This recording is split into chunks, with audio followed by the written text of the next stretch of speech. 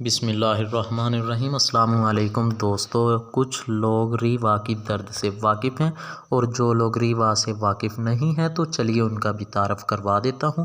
دوستو، ریوا کی درد ایک ایسی درد ہوتی ہے جو ایک جگہ پر نہیں ٹکتی۔ مثلا یہ کبھی ہماری کمر میں ہو رہی ہے تو کبھی تھوڑا سا اس سے اوپر ہونا شروع ہو گئی، کبھی تھوڑا سا نیچے ہونا شروع ہو گئی تو کبھی ہماری ٹانگ میں چلے گی درد۔ تو دوستو اس طرح جو درد ایک جگہ پر نہیں ٹکتی اس کو ریوا کی درد بولتے ہیں۔ تو دوستو ریوا کی درد کو ختم کرنے کے لیے ہمیں کیا کرنا چاہیے؟